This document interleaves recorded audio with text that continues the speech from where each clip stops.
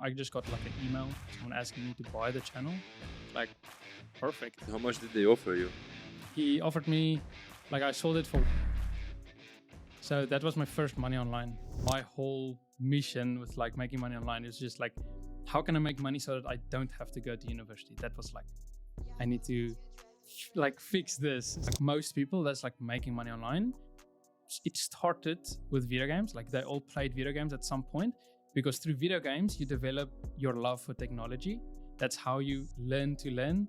If you understand how to monetize that audience, you can make money. Like no matter what audience it is, like I can help anybody with an audience like make money. When you work with all of these creators, what's usually the blocker that you see they have? It's very big. Like they don't want to sell to their audience. Like it's like a limiting belief. It's a fear. It's a mental block when it comes to making money. So that would be the first thing, just like helping them through that.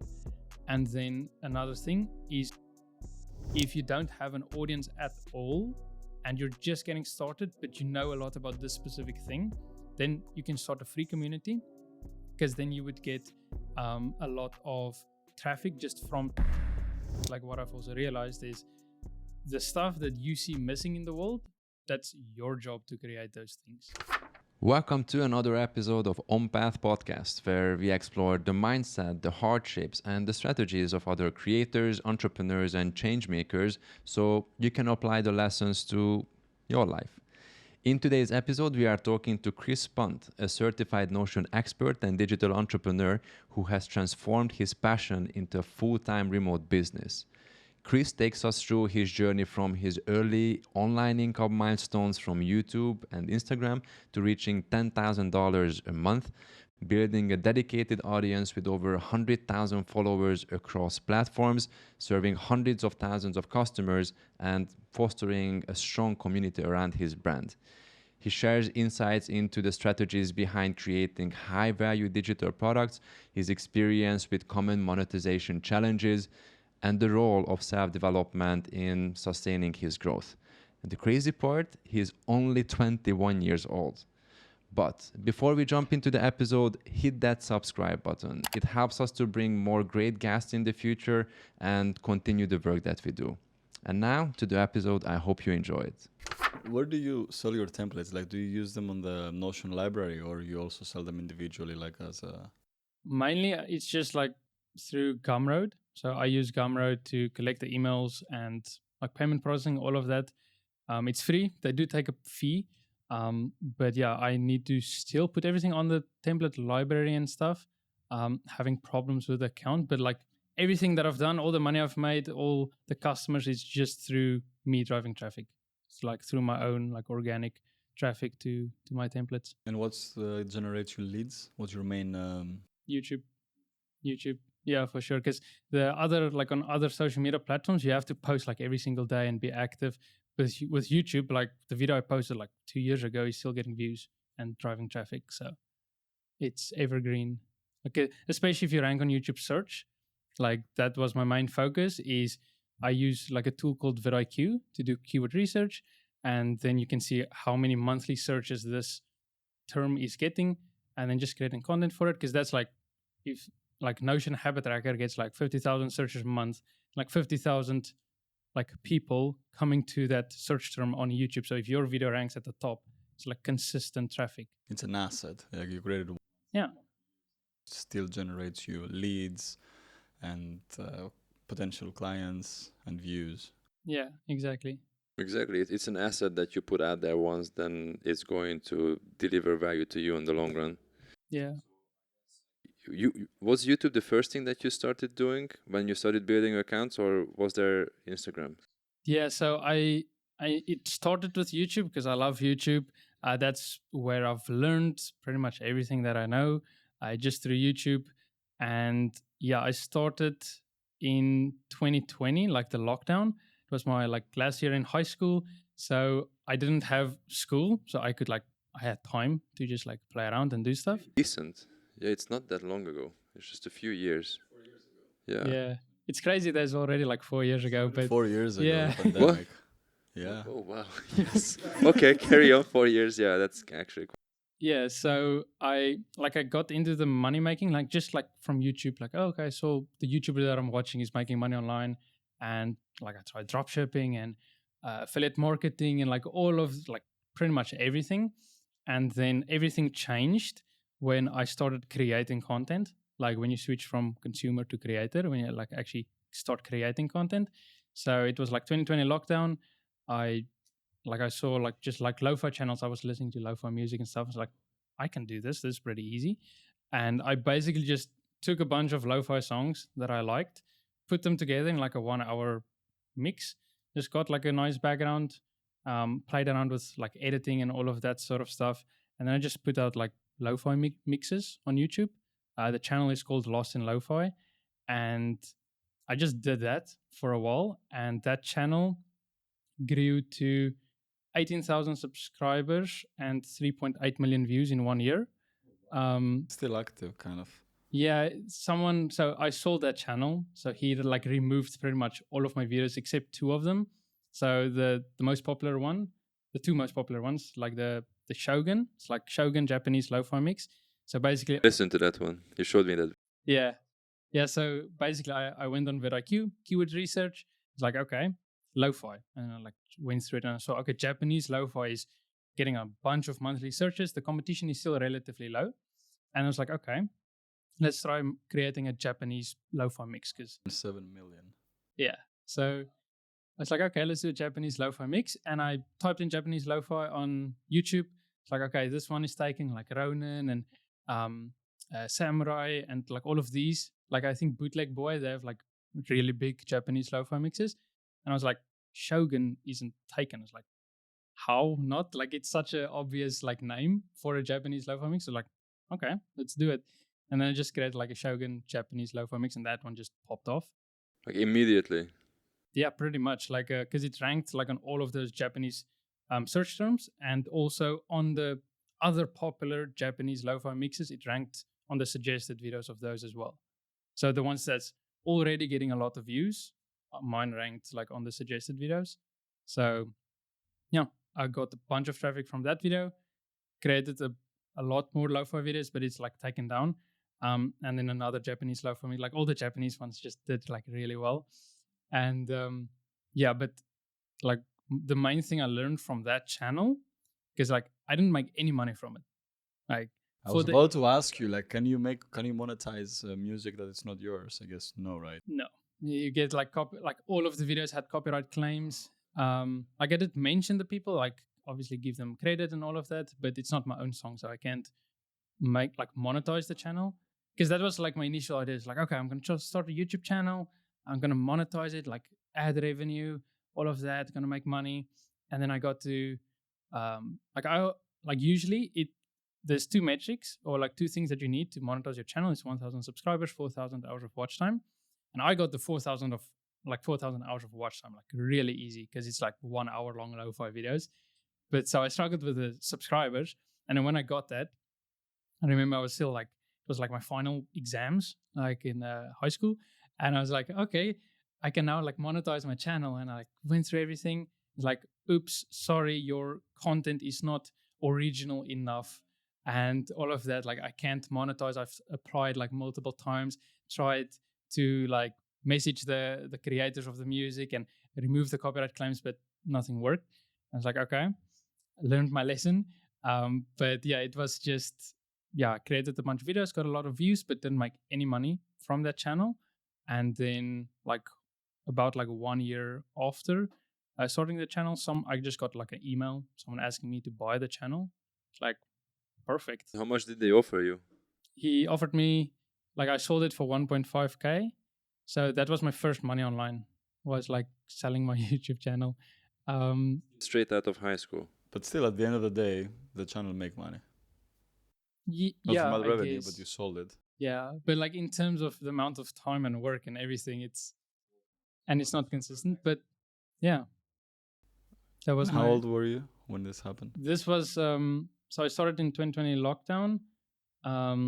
So like 17 I started, I guess, and then after like March-ish, it's like everything's like 6 month cycles. So it was like Q2, Q3, like lockdown. was the start of this lo-fi channel and everything.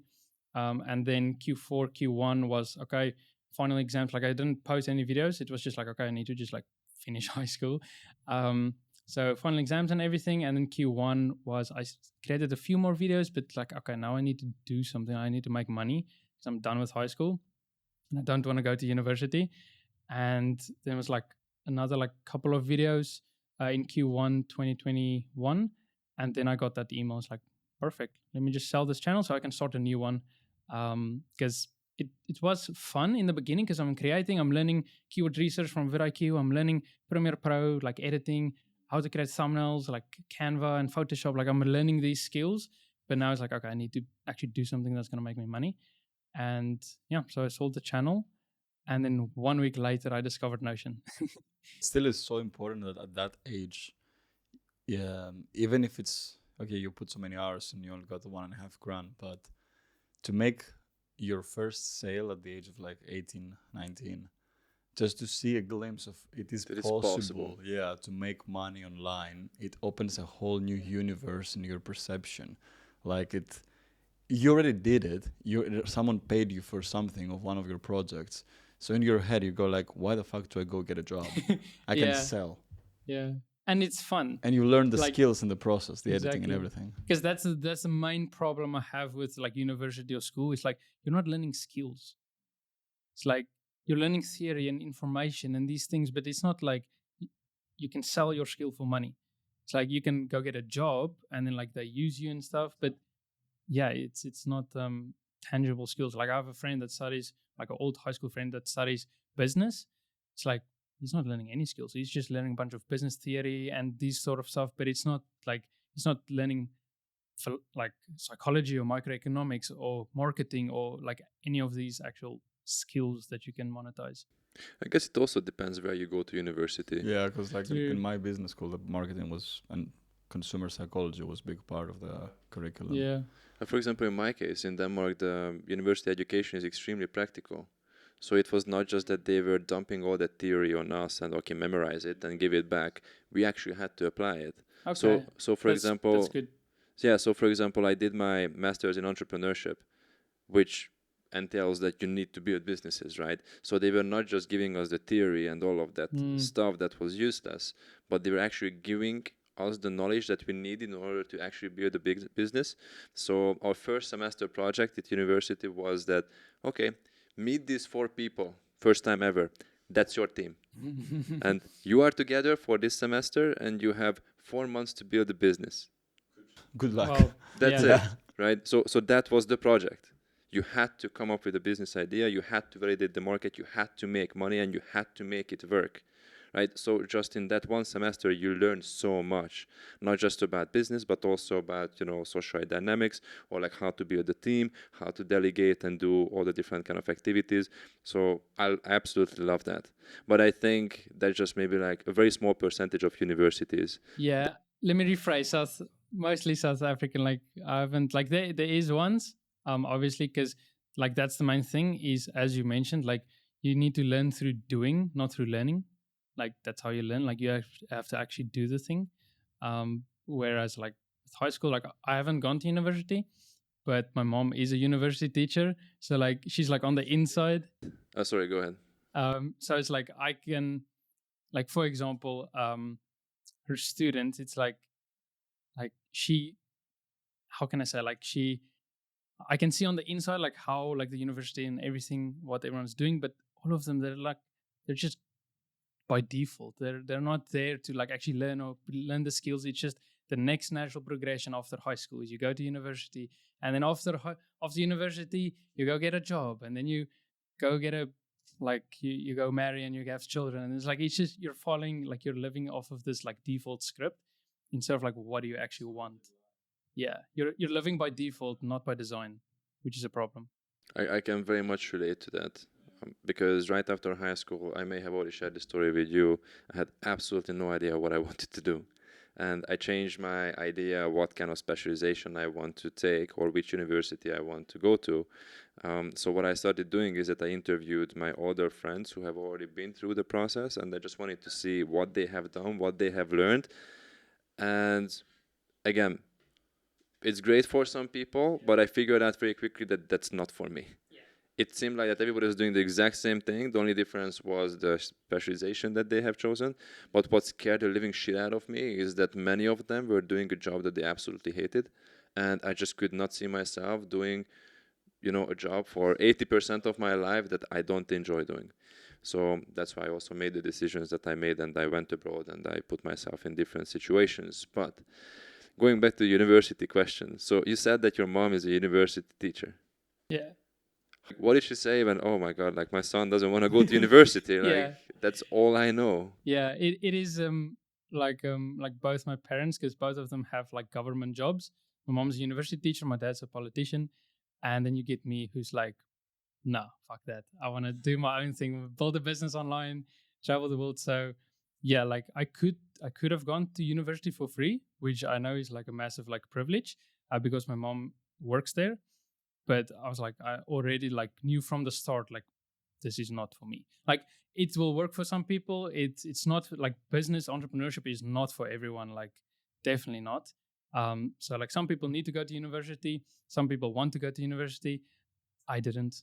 I did not want to go at all. So my whole mission with like making money online is just like, how can I make money so that I don't have to go to university? That was like, I need to like fix this so that I don't have to go. And that was like my first year after high school. It's just okay. I need to do something. Need to create, and like make money so that I don't have to go to university or get like a boring job. And also to have something to talk back to your parents, I guess, and the pressure of like, yeah, but what you gonna do, right? Yeah. And oh, look, I am doing something that makes me money. Yeah, exactly. So it's like yeah, because like for example, my dad's like my room's always like my door is always closed, working like on my computer, and like my dad's always thinking like, oh, you're just playing video games or something. It's like, no, I'm doing stuff online, but like they don't understand any of it. Of course, like they don't grow up with technology or any of this, and yeah, to me it is like a game, like business and all of this. It feels like a video game, but yeah, it is. I was actually like building things, creating, but it's obviously you're not going to see the fruits of your labor until like 6 months afterwards or something. that's the challenging part, isn't it? But yeah, it paid off. How did you deal with this? Especially it was like you're new to that, you're still young. Yeah. You put your labor there and you don't see any fruits, and you have the pressure from, I guess, also home of universities and stuff. Your dad knocking on the door, like, hey, you're still playing these video games, you're doing nothing, you're gonna go get a job, go get a uni. Yeah. And you then at the same time behind this door working and still see nothing yet. Yeah. How did you deal with it psychologically and mentally? Yeah, so I knew like I've done the like inner work. Like meditation was key. Like I knew my life path isn't the normal 9 to 5 going to university, like the normal conventional life. So I was okay with the fact that my parents did not understand or get it, because I knew it's like eventually they will understand, because I grew up with YouTube and watching content online and seeing how other people are making money. They didn't. They grew up with like the normal like university politics. My dad went to the military. Like come from a family of farmers, so it's very like physical, like labor. Like they don't know anything about content or code or leverage or like any of this sort of stuff. So I knew it's like, okay, I just need to just put my head down, just like do this until I'm making more money than them, and then I can show them. It's like, okay, they don't have to worry. I'm actually doing something. So that was kind of my yes. Like after that point, where I showed them like I'm actually like making money. It's like, okay, he's good. He's not like just playing video games in his like not doing anything. Like I'm actually doing something. So, but until then, it was I did not really share a lot that I was doing. Sort of just kept to myself, because as soon as I start talking about anything, then it's always like this or that, or like you need to do this, and like they want to like still, how can I say, like obviously their parents love me, they want the best for me, but that's not the best for me. Like that's from their perspective the best for me, but it's not my path. Like it's like I already know where I need to go, what I need to do, and what they had in mind is not it. So I understood, like, okay, they do want the best for me, and I love them, but I'm not gonna listen to them because I don't want to end up where they are. Like, I don't want to work their jobs or have their mindset when it comes to money or have their life. Like, my life is gonna be totally different, and I'm okay with that. And yeah, so I just like put my head down, just worked on like developing skills, creating, providing value, and yeah. Yeah, I think you know it as well, but our parents are from a different generation. And what was the way out of, bad conditions or poverty or whatever it was going to university. But then again, the internet came along and everything just changed. So for them, it's actually a massive learning curve to understand that this is actually possible. It's not just that you have to go to the mines and do the work, but you can actually do all of that kind of stuff yourself, and you can just make money online. How has the communication changed since? Because what you essentially did is that you so didn't want to go to university that you wanted to have proof that, yes, I'm not going, and here is why, because I am succeeding without it anyways. And once you had that proof, you showed it to your parents and the people who wanted to guide you to more the conventional path. How has the communication changed afterwards? Yeah, so it improved a lot better, because now it went from, because yeah, it went from them thinking, oh, I'm like not going to university, not going to be successful, I'm just doing this or that, to shit, okay, he's actually like doing something, and we might not understand it, but it's working, and they can see that I'm like super passionate about it. And also with my mom, like I have shown her like videos of people making money online, like I'm like explaining everything, so she knows she's like involved, I guess, like I share with her. So I sort of exposed them to this whole world of making money online, and yeah, they still don't fully get it, but at least like now they. They're calm, they're chill. Like, okay, Chris is succeeding. He knows what he's doing. He's making money. He's safe. He's fine. So they can just relax. And so you went from figuring out how to make money, and now you're entering into the realm of teaching people how to make money. Yeah. So how can someone just get started with this video game of life? Like, if somebody wants to make money online, what would you tell them? Where should they start? Yeah, so it depends where people are. I think if I'll talk about like my experience. It's like the path is not the process. So it like the plan will always change and everything. And the way I got started was just following my curiosity. Like that's usually the start is, in order to make money, like you need to have specialized knowledge. And that is something that you're not taught in schools. It's only something that you find through following your curiosity. And it usually feels like play to you, but looks like work to others. So you need to find that thing, the thing that feels like play to you, but looks like work to others. And then you need to create content around that thing. And for me, it was, so after selling the channel, like 1 week after, I discovered Notion. I was like, this is pretty cool. Like immediately obsessed with Notion, because I had like what's it, like CAT classes in high school. So like we learned like Excel and that sort of stuff, like the computer. Like obviously I love the, like, yeah. So that helped in terms of like formulas and everything, just like understanding, but also just I'm gonna go off a side tangent first, just like video games. So something I've realized is everyone that's like most people that's like making money online, it started with video games. Like they all played video games at some point, because through video games you develop your love for technology. That's how you learn to learn. Like you want to improve at this video game, so what do? You go on YouTube, you learn how to unlock this character, or how to navigate this map, or how, like, tips and tricks for this video game. So through video games you learn to learn.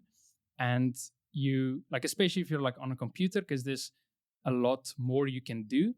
And yeah, just like through video games, through me growing up playing video games, it helped a lot with technology and this money making game that I'm playing, because it is essentially still a game.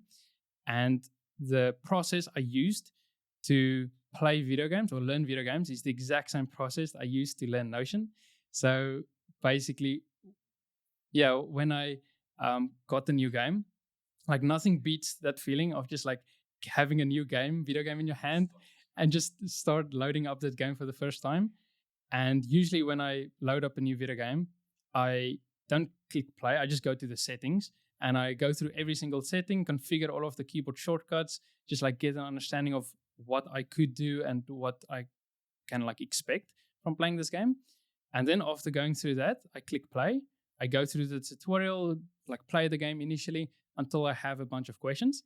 And then I write all of those questions down, go on YouTube, search all of those questions. If more questions pops up from watching content on YouTube of how like learning about that question, I just write those down. Just go through that process, just write down questions, learn it until you no longer have any questions. And then you go back and you play the video game, and then you're already like 99% better than like most people because you actually learned how to play the game instead of just like playing it for fun. So you're already better than 90% of the people before you even play the game. Yeah, because then you already understand like how to like navigate, like depending on the game, of course, but you already know a lot more than just going in blindly and like figuring it out. You know what to expect, what you can do, the possibilities, the potential, and then like even just like keyboard shortcuts, configuring that, and then I would just like play the game and just play the game, improve, learn, and that's what I did for Notion. Exact same thing. That's a great approach, man. Yeah, like anything, any skill. Like if you pick a skill and then you just start doing the thing, like you just start, write down all of your questions on a piece of paper, go on YouTube, search all of those, and then if you get more questions, you just write those down as well. Repeat that process until you no longer have any questions. And with Notion, it was the same thing. So got Notion, went through every single, like I clicked everything you can click, like all the settings, the page menu, just like clicked everything. Without like building stuff, just clicked every button that you can click. And then I went on YouTube, tips and tricks, like this tracker, this template, just like poked around, same process. And then I built my first like habit tracker in like the first week. And that habit tracker, I'm still like, it's a free habit tracker. It's like one of my most popular ones. It got like over 30,000 downloads. It's just like, yeah. So it's very similar to my process as well. Whenever I have a new gadget or a new software or a new game, I just go in and like a fucking maniac, I just click everywhere. Because I know that, like, what's the worst thing that's going to happen, right? I just close it, I reopen it, okay, like start from scratch again. It's a bit different though when you start putting money on the line. But it's good that you already had that initial capital because you saw the YouTube channel. But I think, correct me if I'm wrong, but you also built some other channels as well, no? Like or accounts on Instagram. Yeah, so it was so I had like the YouTube channel, and on YouTube it's very difficult to get started. Like it's probably the most difficult to get the initial traffic and the subscribers and everything. So what I did is I also grew like an Instagram page like on the side parallel, which was called like Lost in Motivation, and that was just like motivational quotes, like because it's also easy. I love quotes, so grew that page to, can't remember the exact time frame, but also just like 10K followers. I think like a couple of months, like 3 months, 4 months or something. 3 months. And again, same thing, did not make any money from it. Bunch of views and followers and likes, did not monetize, did not know how to monetize an audience. Like if I had all of those now, I could make money from it easily. But back then I didn't know how to monetize. So it was again the same thing. It helped getting the initial traffic to the lo-fi channel. Even though it's like completely separate, I included quotes in like some of the lo-fi videos and sort of just like drove traffic to it until the YouTube channel started picking up, and then it like far exceeded the Instagram page. And yeah, had that page, also did another one, also motivation quotes page, also got it to 10K followers. It's called like lucrative Legion. That one's, I still have that account. The other one I lost the account, but I can still like access that one. So maybe I'll like pick it up again just for fun. But yeah, also motivational quotes, that not know how to monetize. In that one, I did make some money. Like someone like sold like an ebook and things, and someone paid me for like a how to grow on Instagram type thing, but it was like barely anything. And yeah, those were the two Instagram pages that I grew, and then the YouTube channel. And yeah, like after Notion, like after that initial week learning Notion, I was like, yeah, I can make a channel around this. I can, like, let me just start creating content or like document what I'm doing.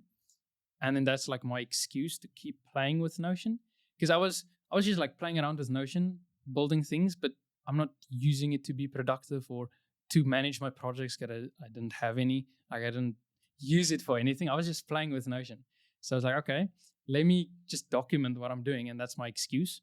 To like, yeah, I'm playing with Notion because I'm creating content. So I did that. I did other tutorials as well, like Canva and like a bunch of other stuff.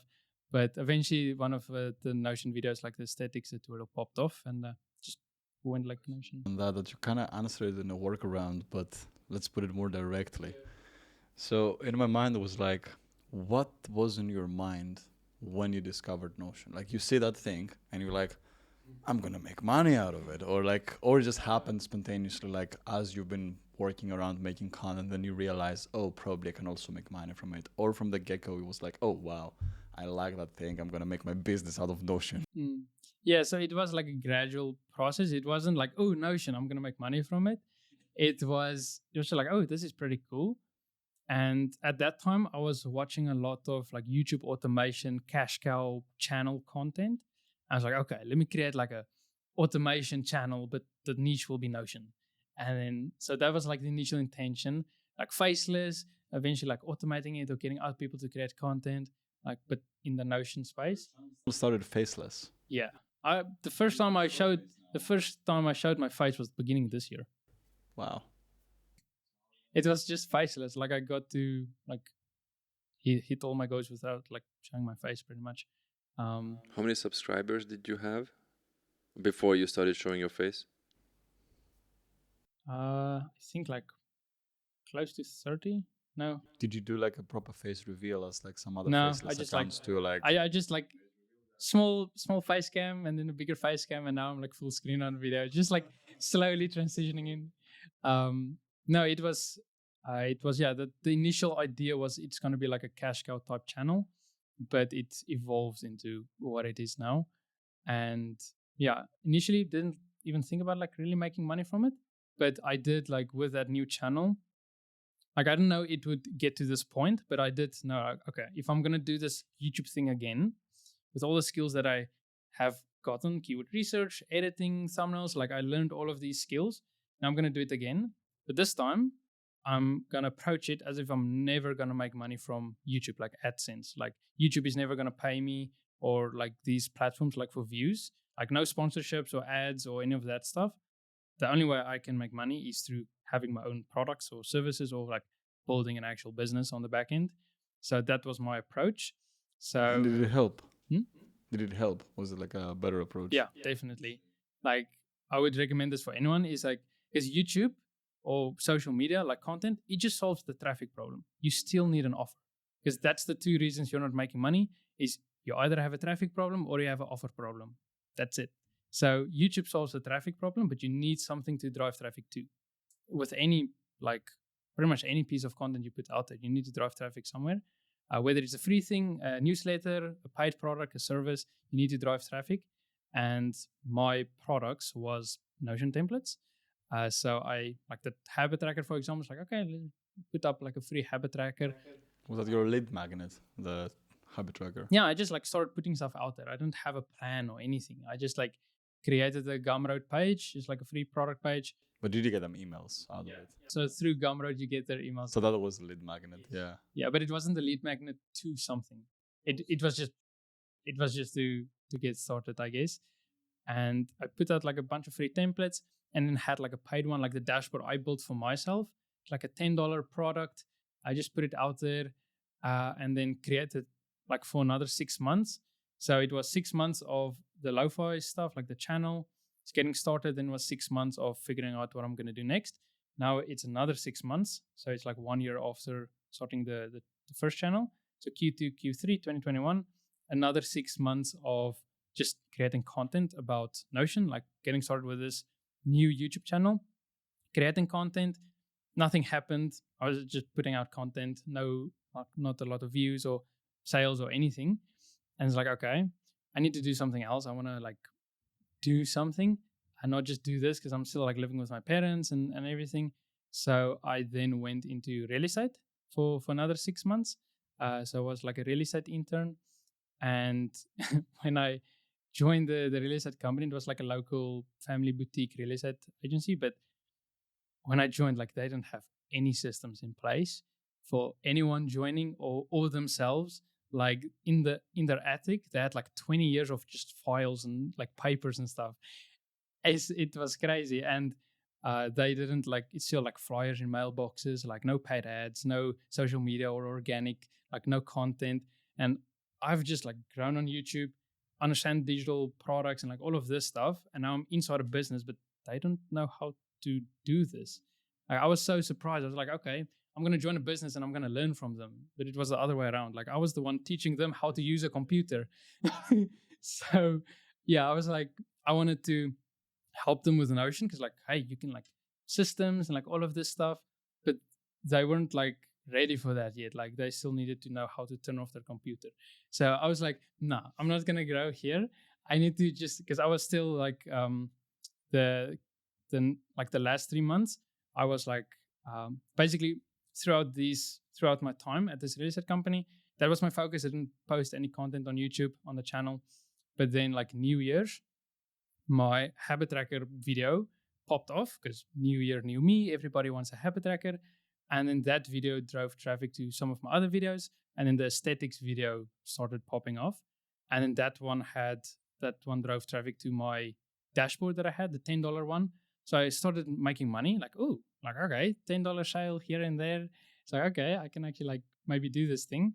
And then the next 3 months, like this is now Q1 2022, I like just started creating content again. Woke up at like 5 a.m., 6 a.m., just like before I go to work, just like creating content with like Notion. Did that for a couple of months until at a certain point where it's like, okay, I can like actually do this. Like I'm creating like proper YouTube content and I have like an idea of like what I want to do. Because then I created my own LifeOS dashboard, the one I'm still selling. Like I created that. I was like, okay, I got this dashboard. I'm going to take all the individual systems inside of this dashboard and create content on that. Free template, free content, just do that or every single system. And then do the paid, like the LifeOS dashboard. So, and where I sort of got the idea from was during my time still at real estate, I hopped on Twitter for just like crypto stuff, like NFT things. But I saw Islo and how he's making money with Notion templates. And at that time, I was still like not sure. And I saw like he's making like a bunch of money with Notion templates. It's like a whole Notion creator, Islo. So he's like I think like like the biggest Notion creator.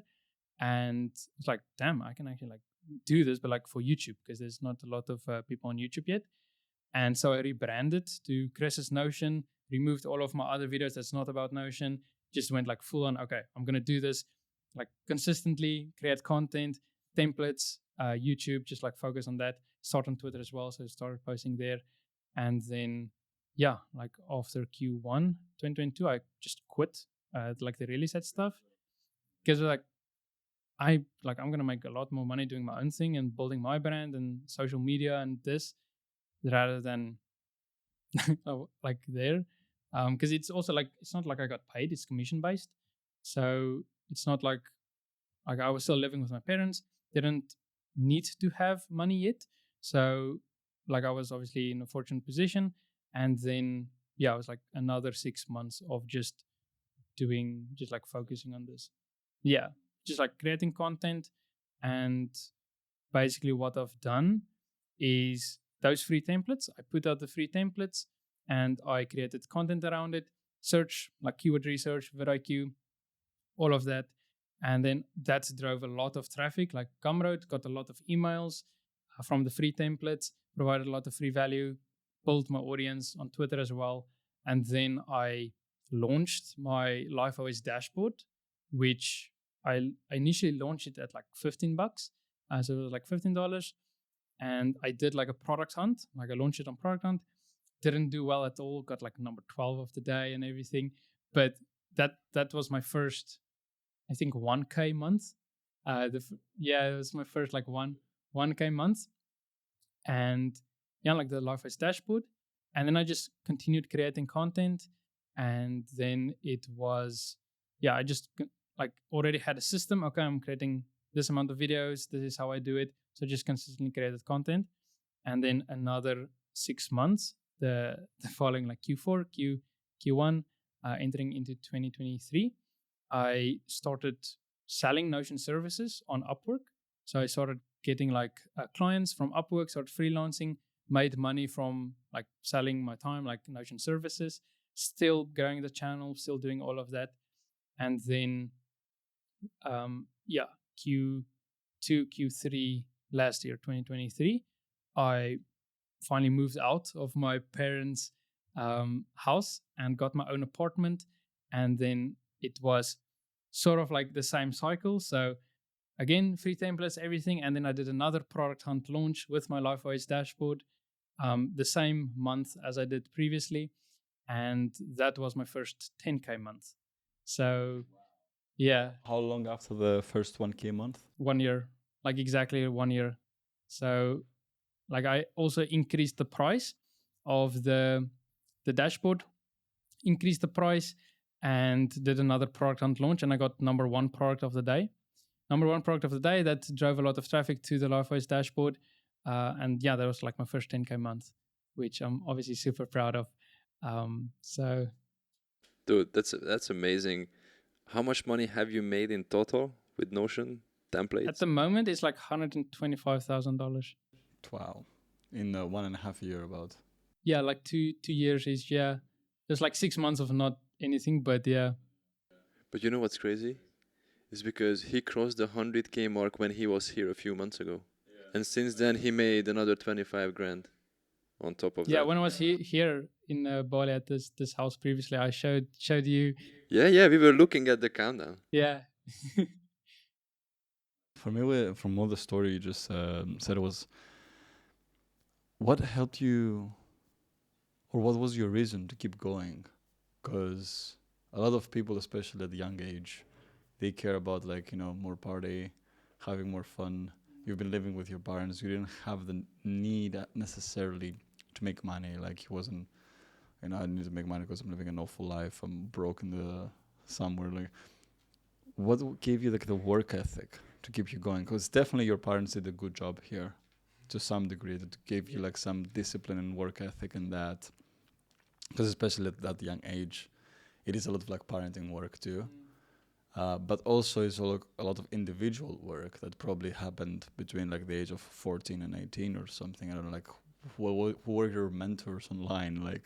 What videos you've been watching? How did you brainwash yourself to believe that I'm going to make money from Notion, even though when you started you didn't, and kept you going to wake up at 5 a.m. before your boring job and create content and believing that I'm going to make money through this and I'm going to be oh, fuck everyone. No, I'm not going to go to university or anything. I'm just going to do my thing and go to Bali in half a year and a year from now and live from my Notion templates and my content and my personal brand. Yeah. So, good question. Even all of this, Bali and everything, it's my vision board. Wasn't your vision board? It's literally, yeah. No, mine was too. When I started my online business, my goal was I'm going to make money through that and I'm going to go live in Bali, drink coconuts and drive cool bikes. Yeah. Nice. Yeah. But it is this might be, I don't know, controversial or whatever, but a big factor in everything, my journey, was weed. Because weed, smoking weed. Wow. Usually it's the opposite. No, because it holds you back. Yeah, because that was the first. I'm not saying the decision to do it, me following my curiosity, because that was the point where I was they've lied to me about this, and what else is there? This is not what everybody says. And I experienced something for myself, not just listening to other people's opinions and saying this is bad, this is good, all of this. I did something for myself and experienced it for myself. And that I guess unlocked me wanting to follow my curiosity So that was like a cause and effect.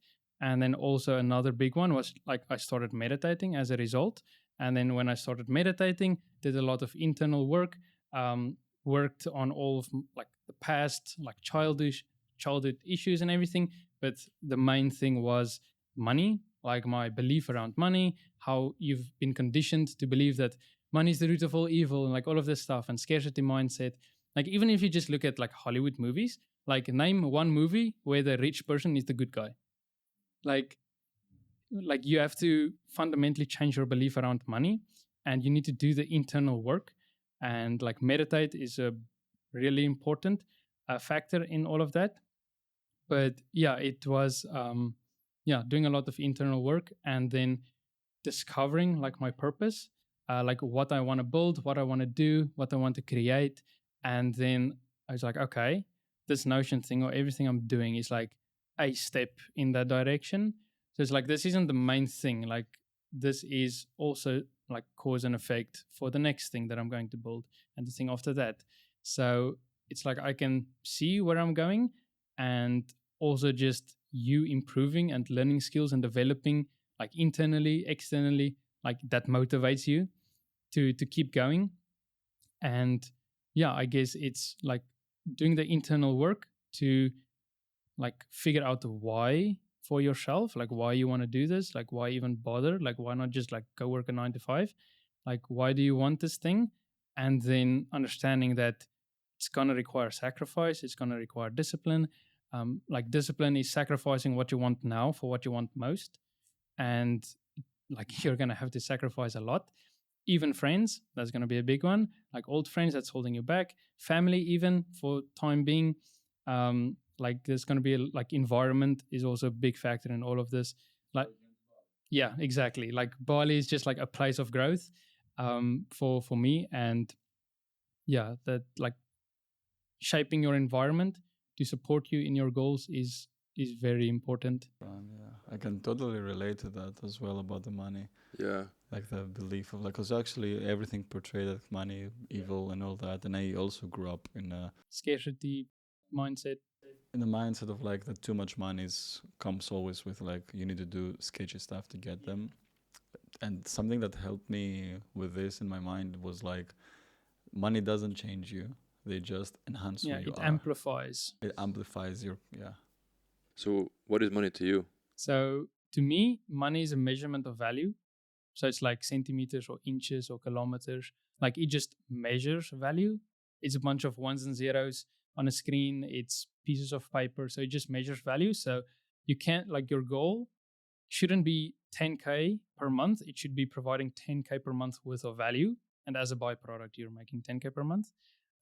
It's like, That's a good frame. Yeah. yeah, because it's like, it's not the goal. Like making 10K per month is the, I guess, the milestone. Like that's how you measure yourself improving, yourself learning more about business, yourself providing value, creating content. Like that's how you measure it, but it's not like the actual goal. Like the goal is to develop yourself and improve and help other people.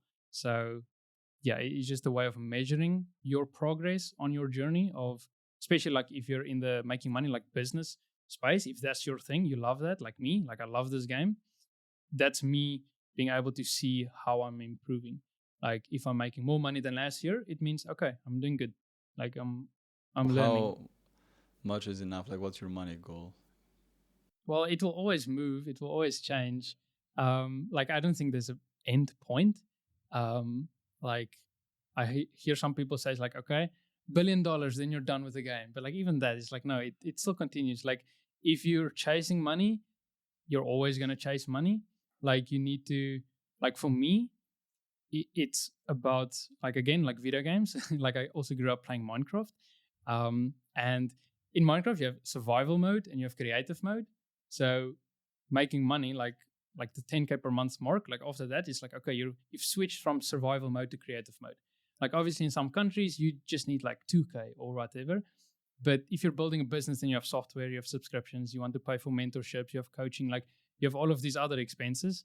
But yeah, it's sort of just being able to not live life in survival mode, and you can be creative. Like you can build cool shit pretty much. But there is also a threshold, and I've watched like a couple theories about that. Like after a specific amount of money, you have more stress than actual happiness. They bring you more stress than actual happiness or creativity in your life because there's so many things that you need to take care of. And but always it depends on how you make them. Like, is it for you like a ceiling or like a space where you say like, yeah, I don't want to go that far because I also want to live my life and that's also a priority for me, or you just want to play the game and no matter how many money you're going to make, you don't care about that? Yeah, so I like the way I see it is like just like projects or things I want to build. So it's like I'm busy with this part and I can't do this yet because I'm not making that amount of money yet. So it's like, okay, when I get to that money like goal, then it's like, okay, I can start with the next venture, the next project. And to me, it's just like I'm a seeker of wisdom. Like I want to just like learn. So to me, the projects or like the businesses and everything I want to build is just my way of like I want to learn this thing. And also you probably have also realized this, like through business you learn a lot about yourself, and like mentally, like business is just mental, everything about it is mental. So it's my way, like our way probably of like leveling up in life is through making money in business and all of these things, because self-improvement is solving your own problems and business is solving other people's problems. So after self-improvement comes business. Like that's the next natural progression. So You self improvement after you solve your own you problems, help other then people now you know solve how theirs. to help you. Yeah. Yeah, it's pretty much how I build my own business as well, and pretty much every services is built. Yeah, like if you just look at like there's a bunch of fitness coaches here. It's like, okay, you've gone to the gym, got the good physique, now you're helping other people do the same. It's like the same what I'm now gonna do is I've built this business, making money, made like over 100K with Notion templates. Now I'm gonna help other people do the same. I've built an audience and I've monetized it. Now I'm gonna help other people do the same. Like it's really just solving your own problems and then helping other people solve those exact same problems. How are you planning to do that? Like, what kind of platform are you going to be using, or what the offer is going to be like? Yeah, so for this, I'm gonna build a community on School. It's gonna be called Notion Profits, school.com/Notion Profits. And in there, I'm gonna like there's gonna be multiple paths of making money with Notion. Whether you are skilled at Notion, you don't have a business or anything yet, you want to become a Notion creator, create content about Notion, make money that way. Or if you want to get into sales, sell like high ticket Notion services for other creators. If you already have an existing audience and you want to monetize that audience, you can do that through Notion, through digital products. If you are a business, you're a business owner and you want to add digital products to your ecosystem, then you can do that through Notion. Like people think Notion is just like a productivity tool. Like, yes, it is like internal systems, but you can also use it for external systems. Like you can use it to build the digital products. Like instead of doing a PDF here or a Google Sheet or like a doc, like everything can be in Notion, and you can do so much more than just like a image or a Canva ebook or something. Like you can have it in Notion and you can add systems, databases, you can link stuff, you can embed content. So Notion as a vehicle for creating digital products is super powerful because it doesn't cost any money. Like before Notion, if you want to like build digital products, like you have to like it's like an ebook or something, or like you have to go to this place, pay this person. But Notion is just like free. You can just like build digital products, and it can be in the form of systems. Like another thing is, for example, if there's like coaches and consultants, they can have their own systems for managing their clients and everything, like their internal systems, but they can turn their service into a system, add content and courses and all the material inside of that system, give that system to their clients, and then their clients can go through that system, use it every single day, go through the content and get the same results as if they would help them one-on-one. And you can just like offer support. You can even sell that as a digital product, just like straight like that. You can use it as a lead magnet, run paid ads to it. So there's a lot of like potential when it comes to Notion in terms of digital products. Yeah, I realized that because like I started with having digital products, ebooks and guides, and once I got like more into Notion, now everything is in the Notion.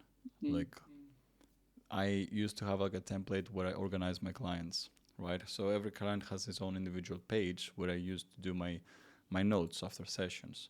And then I realized like, oh, I can do another page within that to write down their homework and their tasks and things to do, and then keep it also organized so they can look back. Because I'm also like helping people a lot with like productivity and mental health.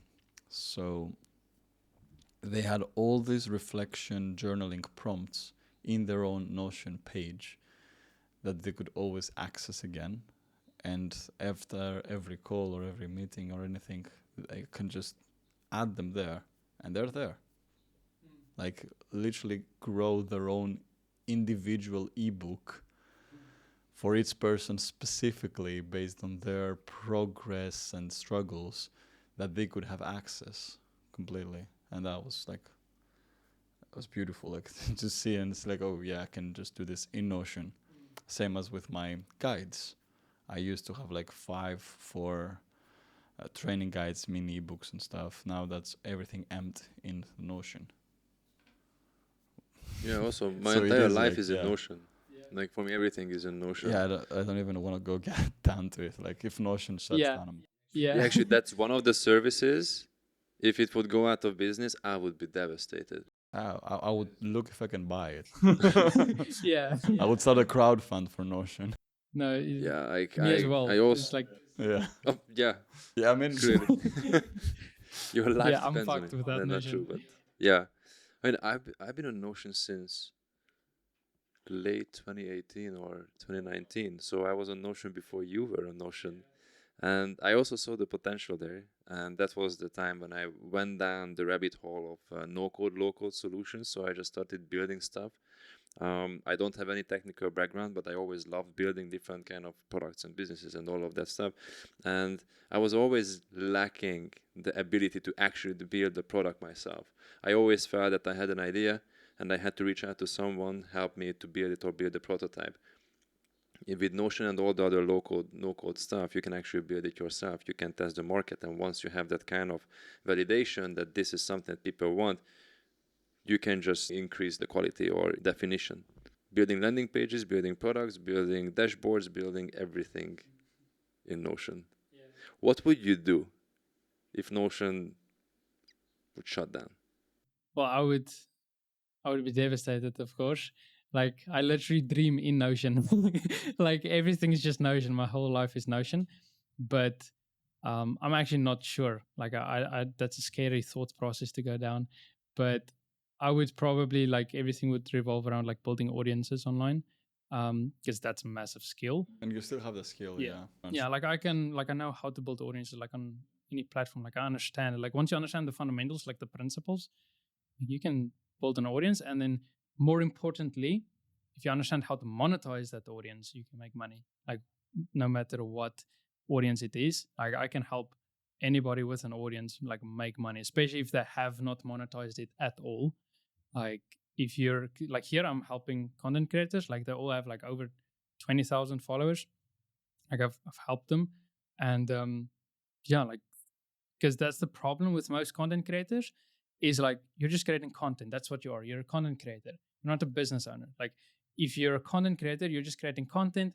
That's the content you consume as well. You see, if you're a travel content creator, you watch other travel content creators and what they're doing. Oh, they're selling an ebook. That's such a great idea. Let me do that. It's like, if you want to make money, maybe you shouldn't learn from travel content creators. Maybe you should learn from business people who's actually building a business and making money. So that's like the main thing is most content creators, they don't understand anything about business. They're not learning about marketing or sales or products or email automation or like any of the business stuff that they need to learn. They're just creating content, which are the people I want to work with. Like I want to handle the business aspect, help them monetize so they can just create content. Because that's what they're good at. That's what they should be doing, is just creating content.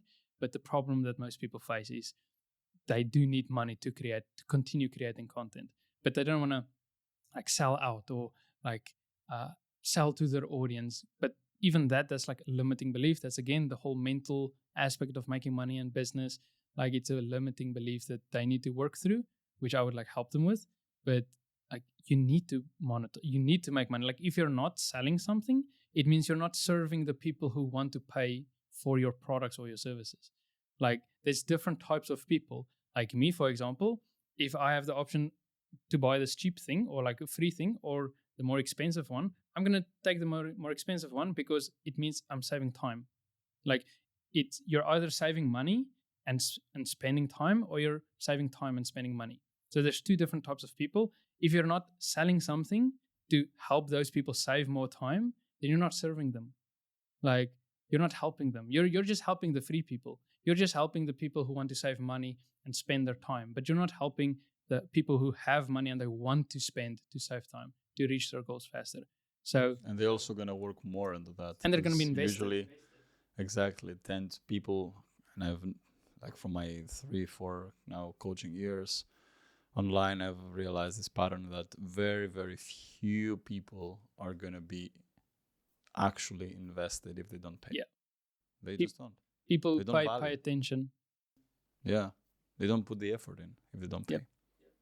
When you work with all of these creators, what's usually the blocker that you see they have? How do you help them to monetize their brand if they haven't done it so? Yeah, so it's very big. Like they don't want to sell to their audience. Like it's like a limiting belief. It's a fear. It's a mental block when it comes to making money. So that would be the first thing, just like helping them through that. And then another thing is just they don't know what to sell, where to even begin, what do I use, what software, like all of this stuff. It's like, hey, do you know about Notion? It's like you can create digital products on Notion. And like the way I would do it is depending on the type of niche they're in, you would create an information template in Notion, like an ebook type thing. So create the information product, host it in Notion. So like even me, if I get a PDF or a Google Doc, like I'm not using it. Like if it's not in Notion, it's not relevant. Like I'm not even touching it. But yeah, so they would create like a type of ebook, like an information product, like a mini course, like a guide, and then that can be the free thing. And then maybe another version which has video content included, maybe an actual system. Like if they can even sell like how they've grown their audience. But if it's around their niche, then maybe a system around that, maybe a database with a bunch of resources, just like more value. And then that's the two offers. Like it's one product page on Gumroad. It's the same product page, landing page, but two different tiers. So you've got one for the free people who want to spend time to save money. You've got one for the people who want to spend money to save time. And then what you do is you just promote that to your audience. You create content about it. Like obviously it needs to be something that you're invested in, like something that you want to help them with. And what I would recommend people do first is just put up a poll, ask questions, like do market research. What are their biggest problems? Because that's all that business is. It's just like you're solving problems. So what is the problems that your audience is struggling with? And then just help them solve those problems. And the way you do it is just through a free and paid product. So you have one for both. The free product, eventually, like the goal is to get them to buy the paid thing, or just like a lead magnet collecting their emails. And then you create content around that. And that's like the quickest way to just like monetize your audience. What's your take on building an audience on social media versus building, let's say, a community on a platform like school? Yeah, so it's super different. Like an audience is one way. It's like you create content and they consume, where a community is everybody can create content, but it's difficult if your audience, like you need to almost train them to become creators, because most of the people who join your community, they're still consumers. They're coming from your social media platforms, they're consuming your content, they're consuming other people's content. They're probably not creators. So now if they join your community, they're also just waiting for you to post content. So you have to facilitate them creating. You have to change them and train them to become creators within your community. And that's like the tricky part. But yeah, like a community is like they need to create themselves and you need to just like facilitate. And I would like after this like digital product, like this would be a way to just like have a product to sell. But the ultimate goal is to get them on school, like to build your own community, which is monthly recurring revenue. Because that's one of the biggest downsides when it comes to selling Notion templates, is it's not monthly recurring revenue. So yeah, it's a one-off payment. Like I know with high level, they have it where if somebody buys your like software, like your template, like what you've created, and then they sign up to a high level subscription, then you get like a percentage of that, like affiliate. But unfortunately, that's not the case with Notion, because if I would have gotten a percentage of everyone who upgraded their subscriptions through getting one of my Notion templates, like that's monthly recurring revenue, but that's not the case. Yeah, I wish that was, but yeah. So school, monthly recurring revenue, they would build a community around their niche, around the problems that their audience faces. Good way to do it is to do a challenge. Like you can initially promote it through a challenge. You're going to do this 30-day challenge, open it up, get people in. And then it's like every day you post something, you give them tasks, or you just get everybody engaged. And then it's, if you have an audience, you do low ticket, high volume. So you make it super cheap. Like the person needs to be able to still afford even in their worst month. So that's kind of the price point is, unless you're doing a high ticket thing. But ideally, if you have a lot of traffic, low ticket, make it super cheap, like a no-brainer offer, pack it with value, just like add stuff to it. And then you just drive a bunch of traffic to that link, and then it's monthly recurring revenue. And then inside the community, they get more access with you, which is like the main thing people want, is like just access to you. They want to see behind the scenes. They want to talk with you, hop on calls with you. They want to be involved in the decision-making process of you creating content. So you can put up polls. They can vote on this thumbnail or this thumbnail. Like you can get them involved in everything. And then obviously all the digital products that you create with Notion, all of those digital products, all of those digital products you just add to the community. So if you have 5 digital products and the total value is $250, but it's free inside the community, which is just $30 per month, it's like, okay, it's like a no-brainer offer. And you get group calls, and you get access to this and this and this. So you make an offer that they're gonna feel stupid saying no. Yeah, like Alex Hormozy. Yeah, like just the irresistible offer. And that is like all the irresistible offers. It has 3 things: course, community, and calls. Like pretty much all of them. And that is exactly what school is about, is those 3 things. So yeah, you just load that with value, drive traffic to it, low ticket, and then you just build your community. And the value is the community in of itself. Like people would join for the accountability and the network, and just like people like them in the community. Just one thing that you mentioned, that if you already have an audience, low ticket, high volume, what do you do if you don't have an audience yet, but you want to build a community? Yeah, so the beautiful thing about school is you can get organic traffic, like just from school. So if you have like a high value skill or like a high leverage skill, then you can get clients. Like it would be like a coaching type offer. Like you can get clients, and then it would be in the form of the school community. So if you already have existing clients, then you just put them in your community. You do the payment through school, or you just do it off of school, just like have them in the community. But yeah, it depends on, I guess, if you're doing like cold outreach, getting clients, like how are you getting clients? If you're getting clients organically, then what you can also do is you can have a free community and then like just sell them into your coaching program. Like that's also an option. If you don't have an audience at all and you're just getting started, but you know a lot about this specific thing, then you can start a free community, because then you would get a lot of traffic just from school, like to your free community. You engage in other people's communities, provide value, people come to yours, and then that's a way to build your audience. Like you first build the community, which will then build your audience, because from the questions that you get in your community, you get content. And it's a social listening tool. And you learn people's problems, you help them, that's content. You like through helping everyone, it's like, okay, this can be like a mini digital product or a system or a this or that. Like you just create these things, put it in the community, start creating content about it. Like your community becomes the content. Like another good rule of thumb is your content is the sawdust of what you're doing. So you don't want to create content, you want to do your thing, and from it comes the content. So your community would be the thing that you're doing. That's your service. That's how you're helping people. That's how you're providing value. And from that comes the content that you post on social media to drive traffic to your community. And then you would have something that you sell to them in the community, like the people who would benefit from like a coaching program or a higher ticket offer or products even.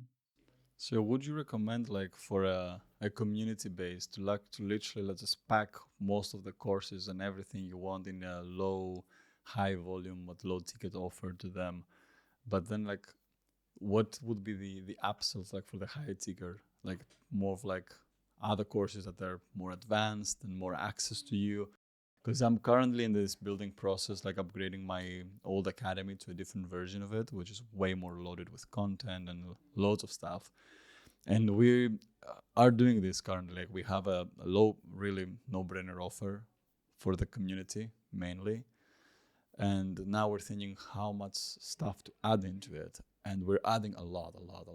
But we have like the other courses there as well, which is like the more high ticket that we used to sell by now so far. So we following exact the same pattern, but like where do you draw the line on how much value to throw into this low cost offer? Because in on our perspective, we're trying to go to the Harmosis approach. So just give everything, like give everything to them. Like let them have like thousands of hours to consume content. How would you approach that? Yeah, so two things. One thing is the 7-11-4 rule. So usually someone buys after 7 interactions with your brand, 11 hours of consuming your content, and on 4 different social media platforms. So if you have like a bunch, like courses, like as you said, just like hours of content, then it would help in like building your brand and building that trust. So that's good. And then another thing is there's 4 different types of communities. So you have community focused, which is just like super niche, like this group of people. You have product focused. So you can have products that get maybe exclusive, like for me, like Notion templates every month, or you do drops or just like a product focused community. You have information focused, which is courses, like the information, the content, the material, group calls. And then you have service focused community, which is they get access to your team or your services, what you have to offer. So through playing around with those 4, you can sort of see like, okay, the low ticket or the free one will be more community information focused. And then the higher ticket one will be like product and service focused. So they get like a little bit more. And then you can like also value stack all of that. But yeah, it would depend on everything. But yeah, I would do like if you add services or like access and like more like value to the higher ticket thing, then it makes sense to like split that. And in the lower ticket community, like you do want to get to the point where it's like, shit, I'm giving away way too much for this price. Because we're already there to so that point. because that's when it sells. Like that's like the irresistible offer. Yeah, we got to that point already. Like the things that we've put in the low ticket offer is like we give information courses, we give community. Like we're planning to start having like episode ideas for the main for the other podcast, and co-create create like some extra mini stuff on demand, and exclusive workshops every month that is only for the community, which is like could be one call that's the kind of with us, but not call, but it's more of like a workshop. And then the high ticket, they have more access and they more advanced courses, like they have weekly calls, and like they have more courses into it. So it's kind of without knowing this structure, like product based, service based, but that's how it already structured, or in that sense. Yeah, because it's also like business owners who have money don't want to be around students who are broke. Like it's even just that, like making that distinction of like this is a higher ticket community for people who are serious, who wants more access, more one-on-one, like they want more, and just to be a part of other people like them and the network and connections and that community, like they would pay even just for that. Like accountability, super important. Whether the free one is sort of like, there you go, like do it yourself. Where this one is like done with you, like we're gonna like do it together, done for you if you have that service as well. So yeah. Yeah, it filters out the kind of people that other people don't want to hang out with, let's say. because maybe they have already leveled up or they have a different kind of mindset. That's why I can't remember who said that, but the best investment you can make when you move to a new city is that you find the most expensive gym in town, and that's where you go. Because you don't just share very similar values with the people who go to the gym because they look after their health and their body and their mind and all of that, but they also have to pay a certain amount in order to get in there. So the actual density of high quality individuals, that people that you want to surround yourself with, is way higher in those gyms than in any other gym. Yeah. What's next for you? So you have super interesting journey. Started with creating accounts on YouTube, Instagram, then you went all into Notion. You are building your Notion wizard community as well, and you are also planning some more high ticket offers. So there's like quite a few things that is going on right now in your life. So what are those things that you are working on, and how do you split your time between all of these activities? Because it can be a lot for some. It is a lot, but it's always a lot. Like sort of over time, trained my brain to be able to just like handle stress, because it's like if you're gonna do this business thing, then you're gonna be stressed and overwhelmed, especially if you already know a lot and you're getting a lot of opportunities. It's like bunch of good ideas. It's just like overwhelming. That's the only thing you see. You see Everywhere. opportunities at every corner. Like you Yeah. can do so much, but that's also where like focus comes in. Like focus isn't sitting down and working for 8 hours a day, it's saying no to good ideas. So yeah. How is that going? I find that It extremely is difficult. It's super difficult, especially like me. My genius type is like a dynamo, so I'm really good with ideas, like new ideas. So it's like super easy. I want to just like do everything, and But hard to focus on doing one of them. Yeah.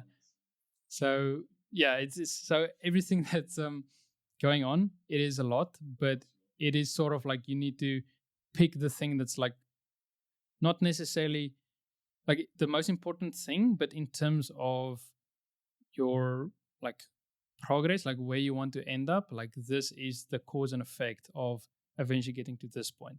Like what's the highest leverage, highest income, like the highest impact activity that you can do, and the thing to build, which in my case is Notion Profits at the moment, building my personal brand around everything that I've done for myself, how to grow and monetize your audience with Notion and school. That's going to be the focus, and building up my personal brand on other social media platforms, and then driving traffic to Notion Profits, which will be my community, which will be all about how to make money online. So how to grow and monetize your audience with Notion in school. And the Notion Wizards community, which will be the free one. So it will be a free community, just like learn Notion. There's a full Notion course inside of Notion Wizards. And then it will like eventually, when you're ready, you can join Notion Profits if you want to actually like start making money from it. And yeah, that's my focus at the moment, but there's other stuff going on as well. But I would say that's what my next steps. And the Notion Wizards is for free, so Anyone can join. School.com/Notion Wizards and school.com/Notion Profits. So we have a tradition in this podcast. At the end of every episode, we just get naked. Now we have this card game from. Have you met Julie when you were here? Yeah. So Julie was so generous to leave us the prototype of her card game that she created, and we have this card game that we play. So you pick one card. If it's an action card, you pick another one. If it's a question one, you read them out, and we choose the most uncomfortable question for you to answer. Yeah, it's a question one. Good. Read the questions out loud. There are usually 3. How did you find out Santa wasn't real? I think there's a better question there, but you can answer that as well. No, it was just my parents sort of just gave up. Like I saw the back of the car full of presents. I was like, okay. Yeah. If you went 10 years back in time while keeping your memories, how would you live? Or like everything I know now, what I would do different? I would buy a shitload of Bitcoin. True. Same. And what's the last one? The last one is other memories or feelings you try to repress or avoid. I would say, can't really think of something specific. I'm like getting better at just like allowing myself to just feel whatever I need to feel, working through that. But yeah, I've sort of dealt with like all the stuff I had to do in the past, the inner work, going through all that, working through all of it. And yeah, I wouldn't have like a specific thing that I would say. What was the most difficult you dealt with then? It was probably school. It was expectations and money, like the mental aspect of everything, and just like, why am I here? Like, get me off this planet. No, it was yeah, just like understanding who am I and my purpose and what I need to do and why is everything like this and not like this? Why doesn't this exist? Why not this thing? But like what I've also realized is the stuff that you see missing in the world, that's your job to create those things. Like only you see that's missing. Other people don't. They see other stuff. Like we don't see the same thing. We don't have the same vision. Like you don't need eyes to see, you need vision. And like those things that's missing from society is like, how does that not exist? It's like, because I need to build that. I need to create that. Like if you have ideas, because you don't have ideas, ideas have you. And if you get ideas, then it means you're the type of person to create those ideas, to actually physically manifest those ideas through action, through creating, through actually like doing the work. So yeah, it's sort of, I guess the answer to the question would just be understanding what I need to build and what I need to create. So probably the last question has already been answered because I think that was a good outro. But if you could leave this podcast with one piece of advice, what that one would be? That's a good one. It cannot be about Notion. Can be like, yeah, you guys created this in Notion. Yeah, I would say it's like just in terms of like if you're like everything changes, like your whole life changes when you make the switch from a consumer to a creator, and just like not stopping. Like you just need to consistently create, because like consistency creates competence, and that's how you build what you need to build. You just need to be consistent, and that's also like success. Success is the persistent pursuit of your potential. Like you shouldn't be competing against your peers, only to your own potential, because that's what you do. Is like the business, making money, like it's all mental, it's all internal. Like you have to do the internal work. You have to, like, there's also another side tangent, which is like a tree. Like a tree grows both ways. Like you can't, a tree can only grow as tall as the roots are deep, and the tree grows gravitropically, which is like towards gravity away from light, and phototropically, which is towards light away from gravity. So it grows both ways. So you can't try and have all of this 10K per month. Okay, I'm making money online, and not do the work required to actually get there.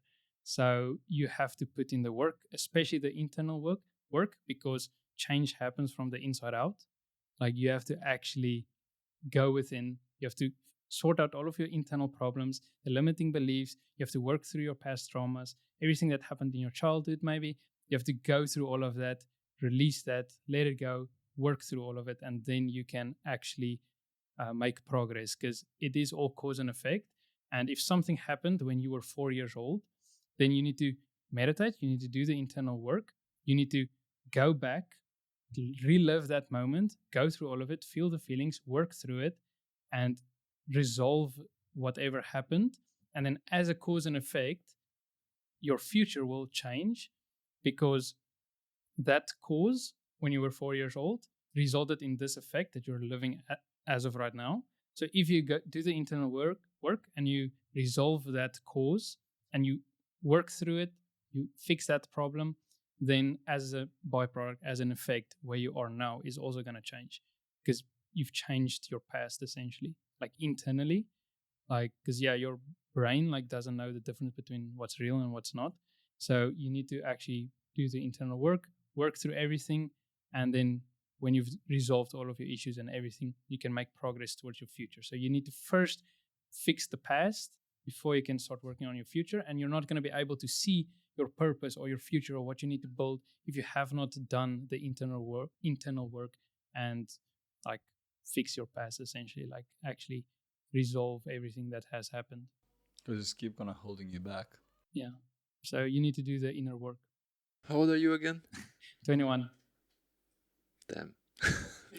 Well, the level of wisdom that you have at that age is next level.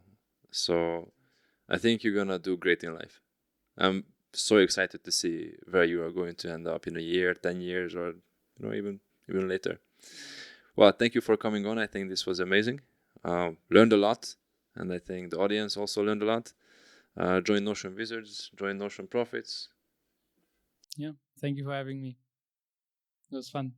Awesome. I'm glad that we took your podcast virginity. Yeah. Can't Yeah, believe thanks. this is the first one you did. But yeah. Yeah. Awesome.